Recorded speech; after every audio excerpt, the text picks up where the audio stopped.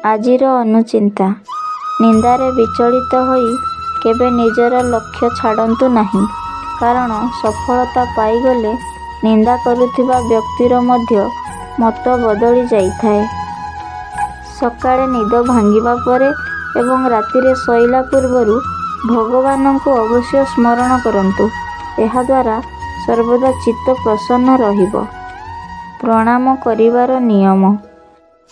ଯେବେ କେହି ଖାଇ ବସିଥିବ କିମ୍ବା ଗାଧୋଉଥିବ, ବାଳ କାଟୁଥିବ ଏବଂ ଝାଡ଼ା ଯାଇ ହାତ ଧୋଇ ନଥିବ, ସେତେବେଳେ ସେମାନଙ୍କୁ ପ୍ରଣାମ କରିବା ଉଚିତ ନୁହେଁ। ଫଳ ପାଚିଲେ ଯେପରି ପତନ ବ୍ୟତୀତ ଅନ୍ୟ ଉପାୟ ନାହିଁ, ସେହିପରି ମନୁଷ୍ୟ ଜନ୍ମ ହେଲେ ତା'ର ମୃତ୍ୟୁ ବ୍ୟତୀତ ଅନ୍ୟ କୌଣସି ଭୟ ନାହିଁ।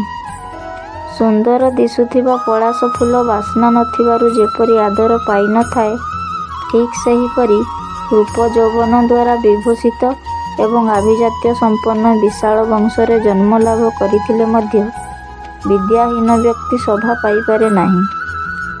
ଠିକ୍ ସମୟରେ ଉଠିବା, ଠିକ୍ ସମୟରେ ନିଜ କାମ କରିବା, ଠିକ୍ ସମୟରେ ଭୋଜନ କରିବା, ଶତ୍ରୁଠାରୁ ଦୂରେଇ ରହିବା, ଏହା ହେଉଛି ଉତ୍ତମ ମଣିଷର ଲକ୍ଷଣ। ସ୍ୱର୍ଗ ମର୍ତ୍ତ୍ୟ ବୋଲି କିଛି ନାହିଁ। ଏଇଠି ସ୍ୱର୍ଗ, ଏଇଠି ନର୍କ। ଭଲ କାମ କଲେ ସ୍ୱର୍ଗ ସୁଖ ମିଳେ ଏବଂ ମନ୍ଦ କାମ କଲେ ଏଇଠି ହିଁ ନର୍କ ଯନ୍ତ୍ରଣା ମିଳିଥାଏ।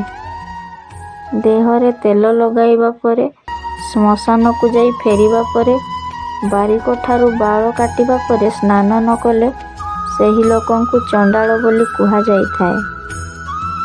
ପାଗଳ ଏବଂ ପଶୁ ଏକା ସମାନ ହୋଇଥାନ୍ତି, କାରଣ ସେମାନେ ଅବିବେକୀ ହୋଇଥାନ୍ତି।